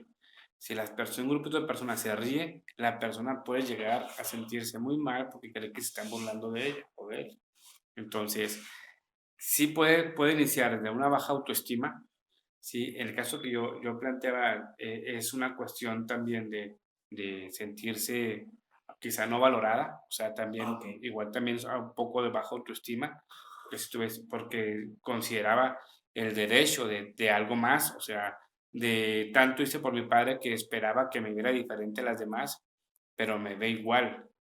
Y tiene que ver un poco también con la autoestima, que es un choque tan fuerte que se convierte en esto, en delirios, al final de cuentas, ¿no? Sí. Y hay que ver que esto de las cuestiones de los delirios en algún momento son también mecanismos de defensa, quizá uno de ellos como negación. ¿Por qué? Porque no quiero darme cuenta de lo que me acabo de enterar, que se escucha raro, pero así es. Entonces, desde ahí vienen los delirios a salvarme, al final de cuentas, vienen a Es un ayudarme. mecanismo de Es defensa, un ¿no? mecanismo de defensa para no darme cuenta de la verdad. Por tanto, es mejor, es más saludable para mí saber que es el gobierno el que me quiere hacer daño y no que mi padre me hizo daño. Ok. ¿Sí? Entonces vendría siendo es una negación, ¿no? En todo Así caso. es, ajá. Entonces, Negación y desplazamiento. el no tolerar en cierta forma la verdad, porque se me hizo un poco en extremos esa parte en la que hay baja autoestima, pero al mismo tiempo te sientes el centro del universo. O sea, en cómo conectas esas dos partes. Supongo que esa es el parte que crea el problema en general. Pero es que hay algo que a veces no nos queda claro, que es la paradoja de las cosas, y es como la paradoja del frío y el calor. Lo que está muy caliente, así los dos extremos, es la misma, como la misma acción o el mismo efecto. Lo que es muy caliente y lo que es muy frío queman al final. Exacto. ¿Sí? Son como los polos. El psicoanálisis lo plantea de esta forma. Dice, los polos opuestos no se atraen, los polos opuestos son lo mismo. Okay. Entonces es justamente lo que tú estás mencionando, ¿no? Mucho frío quema, mucho calor quema. Es exactamente lo mismo. Pero sí, termina siendo un mecanismo de defensa donde a quienes yo lo veo como que yo quiero ser el centro del universo. Sí. Pero a la vez me siento nada. Mira, también se puede aplicar a esto de la soledad, ¿no? Pero sé que no lo soy. Mucho aislamiento es soledad. Y mucho acompañamiento también es soledad. Exactamente. Entonces, es paradójico. Como en la parte de la sexualidad. Muchas mujeres, bueno, tener a muchas mujeres es ser impotente. ¿Por qué? O a no tener ninguna es ser impotente. ¿Por qué? Porque no puedes tener una. Entonces, la persona que tiene muchas mujeres o la mujer que tiene muchos hombres es impotente porque no puede tener uno, y quien no tiene es impotente porque no puede tener uno. Va. Sí. Entonces, pues ya también, ya para ir finalizando, pero primero lo de siempre, no vayan a terapia, carajo, todos estamos de alguna forma pensando que tal vez esto no iba a ser alusión ahora sí a nadie más, porque pues el concepto de este podcast es el de todos tenemos, pero llega un punto bueno, estos 3 síndromes de los cuales les hablé están están en extremos muy cabrones, pero a pesar de todo eso, uno no puede evitar sentirse identificado de alguna forma. Entonces, si queremos evitar algo tan terrible y tan profundo como puede ser el padecer alguno de esos, es primero que nada ir a terapia. Segundo, cuando te identificas, es que hay que darnos cuenta, lo que decía en ciertas ocasiones en las que ya platicamos, es de nadie es único, nadie tiene un problema único. La mayoría de esas es me siento tan único y tan solo que caigo yo solo en esta profundidad de mi propia mente, o sea, de mis propios problemas. Me voy tan profundo en mí, que ya lo mencionamos cuando hablamos del sobrepensar las cosas, y me en sí mismo tan cabrón que llega un punto en el que ya no distingo la realidad que yo creé con la realidad que es. Ahora, así es. Bueno, ok. Bueno, sí, o sea, la realidad, hay que entender que la realidad está creada por conceptos. Es por eso que cada quien tiene su propia realidad. Y pensar de más, o pensar, es crear nuevos conceptos. De tal forma que cuando empiezas a pensar de más, pues pierdes el contacto con la realidad, o por así decirlo, los conceptos generales. Te quedas con tus conceptos particulares y es ahí donde pierdes ese contacto con la realidad. Y hay que decirlo, eso te puede generar enfermedades mentales, por supuesto. Claro. Me recuerda mucho a siempre lo explico así, en la novela de Gabriel García Márquez, 100 años de soledad, hay un momento en que Arcadio Buendía tenía un sueño, se me olvidó cómo se llaman, pero son esos sueños que siempre tienes. Recurrente, un sueño recurrente. Las noches soñaba que se levantaba en su habitación y estaba una puerta que no existía, estaba en su habitación. Y siempre le daba miedo meterse. Pero una vez, una buena noche o mala noche, decidió abrir la puerta y luego vio que había otra habitación que tenía otra puerta. Y luego abrió otra puerta y luego vio otra habitación que tenía otra puerta y otra puerta y otra puerta y otra puerta. El problema es que cuando quiso regresar ya no pudo. Entonces Arcadio Buendía se volvió loco. Despertó y ya estaba loco y lo tuvieron que amarrar en el árbol del patio, ¿no? Ahí estaba él, porque se pone agresivo. Yo considero que los pensamientos son igual, ¿sí? O sea, vas a abrir una puerta, te vas a meter, vas a pensar, vas a pensar, Y vas ya a no puedes pensar. volver de ahí. Y lo interesante, bonito, es que ya no vas a poder volver a la realidad, porque como son conceptos, tú generas conceptos particulares, los ya no pueden, y de ahí vienen los delirios, de ahí viene precisamente la distorsión de la realidad. Cuidado con eso. Ok, bueno, ahorita ya con lo que acabas de decir, era básicamente lo que estaba pensando. Es que hay una realidad biológica que puedes nacer o algo puede alterar tu cerebro físicamente que después lo altera ya en las ideas y en los conceptos, todo esto, ¿no? Pero también estos son daños que tú mismo puedes ir creando, como dices, al abrir una puerta, porque ya no vuelves al estado original. Entonces hay que tener cuidado qué puertas se abren en el pensamiento. Y si las vas a abrir, ser consciente de que vas a hurgar porque andas buscando un fin, pero si nada más abres a lo pendejo y te vas metiendo y te vas metiendo, llega un momento en que el volver al estado original, el hacer el reset, va a costar. Entonces, ahorita que decías abrir una puerta tras otra, ¿cómo frenamos el pensamiento? Eso es lo que me preocupa normalmente cuando yo siento que al final el límite era la primera puerta. Pero al abrir la primera, era obvio que ya no ibas a poder volver antes de abrir esa puerta. Y lo siguiente que sigue es abrir la siguiente y la siguiente y la siguiente. Bueno, ¿cómo frenas eso? Es que no sé, a lo mejor tú me puedes aclarar esto o lo puedes debatir, César.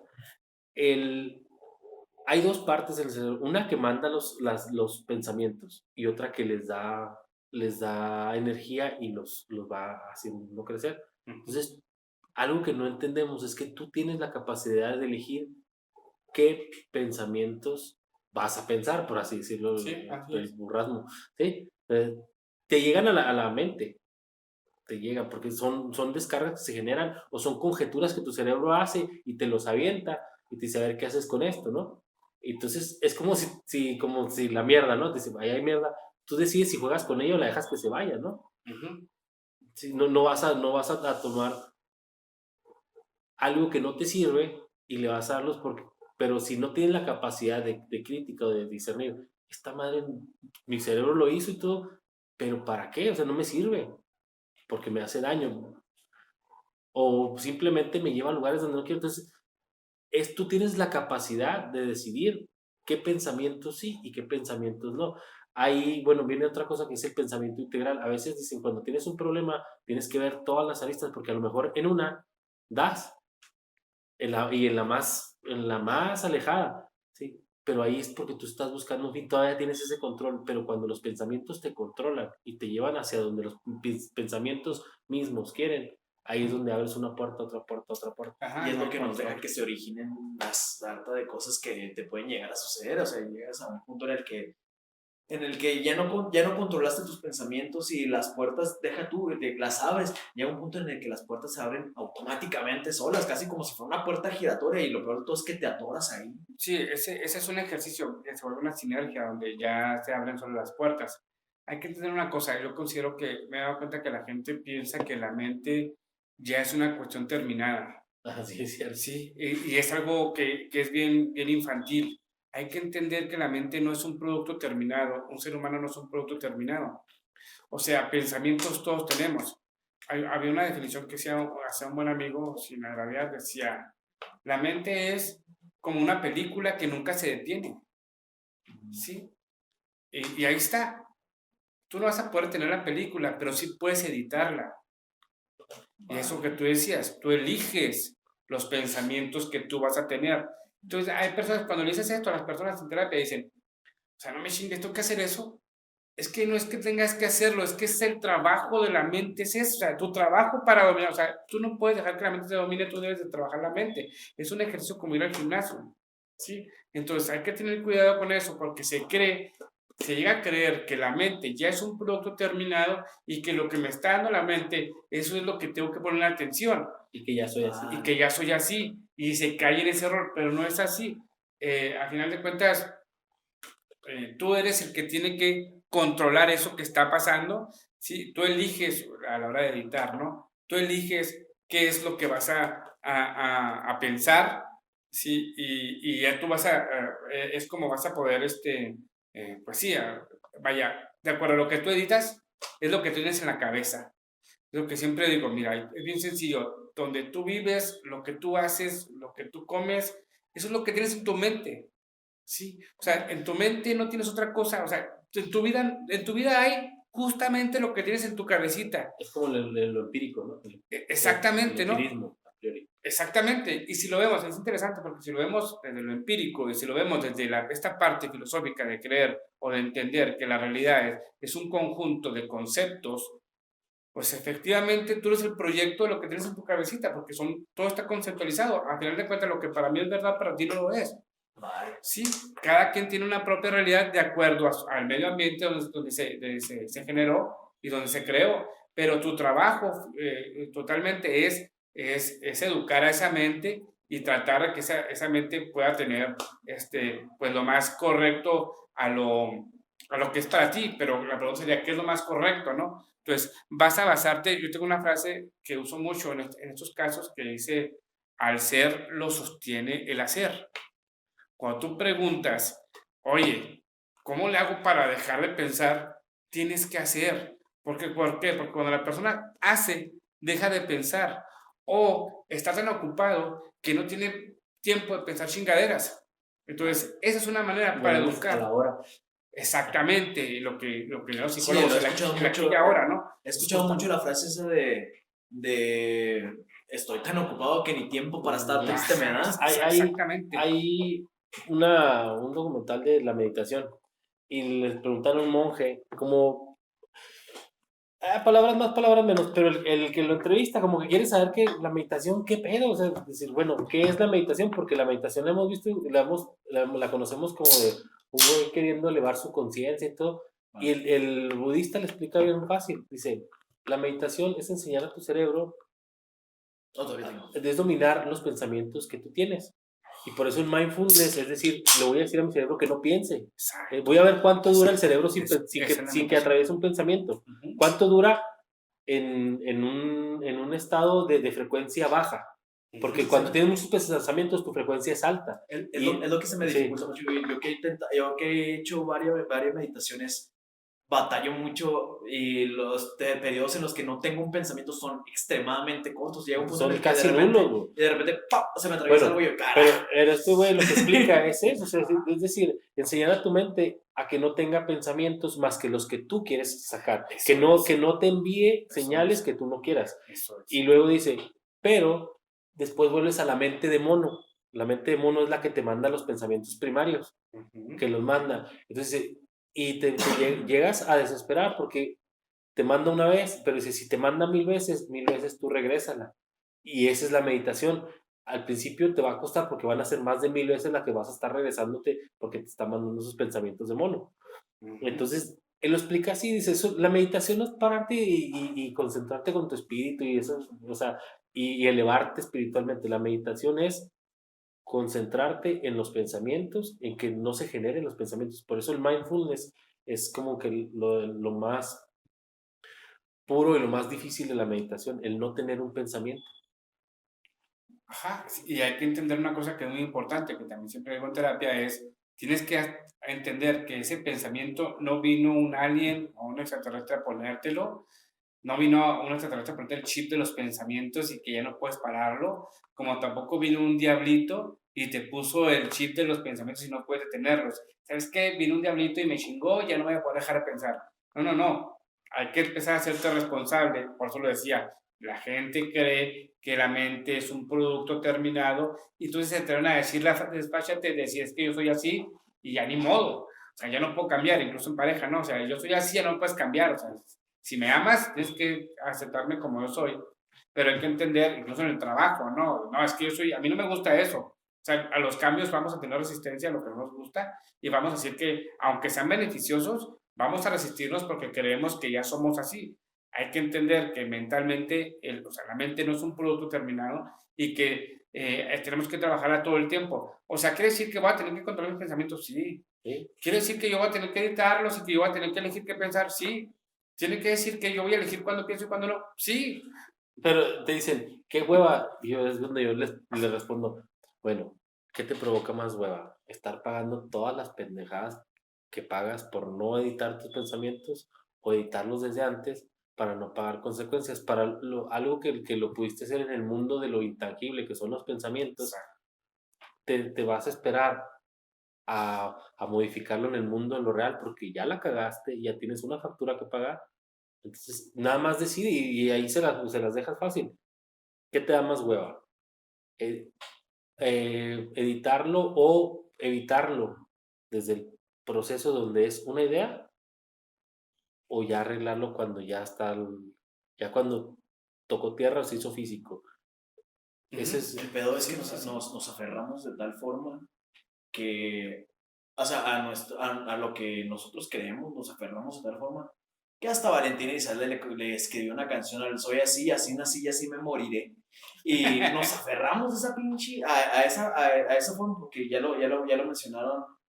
Creemos que este pedo ya está terminado y que la mente ya está, ya es lo que es y no puedo cambiar y no puedo. Y es lo que nos hace al final de todo seguir abriendo puertas y seguir profundizando y llegar a un punto en el que ya ni siquiera sabrás cuántas puertas abriste. Ya ni siquiera sabrás qué tan profundo te fuiste y ya ni siquiera vas a distinguir qué tan lejos estás de tu realidad, de la realidad que tú te has creado, de la última puerta que abriste a la primera puerta que abriste. Y si la pregunta es, bueno, entonces pienso o no pienso, hay que entender que no estamos diciendo que pensar sea malo, ¿sí? Pero si quiero decir, ¿sabes qué? Pues yo quiero ser una persona que piense mucho y que quizás saque provecho de mis pensamientos, está bien, pero yo considero que lo primero es lo primero, ¿no? Primero, en este mundo real, lo que se puede decir, entre comillas, que es real para todos nosotros, lo que tiene que ver con el trabajo, lo que tiene que ver con la cuestión laboral, con lo que tiene que ver con tus cuestiones de necesidades físicas, con tus necesidades económicas, con tus necesidades emocionales, que es lo más tangible, por así decirlo, pues trabaja primero eso y luego ya después que tengas esa capacidad de poderte desenvolver en este mundo real, entre comillas, como pez en el agua, entonces sí ya hay que hacer otras cosas, ¿no? Ya si quieres, si no puedes dejar de pensar y te gusta, pues quizás puedes empezar a escribir novelas, ¿no? Vas a terminar escribiendo unas obras tan grandes como las de Harry Potter, como las de Señor de los Anillos, y vas a poder sacarle ventaja a eso. Pero no puede ser que no tengas para comer y estás pensando en chingadera y media y no has podido comer todavía, ¿no? Entonces, es ahí donde tenemos que trabajar esa parte. Lo más cabrón es que el hambre te lleva a abrir otras puertas en tu mente que te lleva a la chingada, ¿no? Bueno, pues Así es. espero les haya gustado. Bueno, no espero ya lo habíamos dicho la vez pasada. No espero si les gustó esto, denle todo el amor posible, ya saben, denle like, compartir y todas las cosas que dicen toda la gente que se dedica a hacer todo este tipo de contenido. Vayan a terapia, lo principal de siempre, este es el concepto de este podcast, es vayan a terapia porque todo el mundo lo necesita y nos vemos a la próxima. Yo soy Juan. Soy César. Eric. Y nos vemos a la próxima.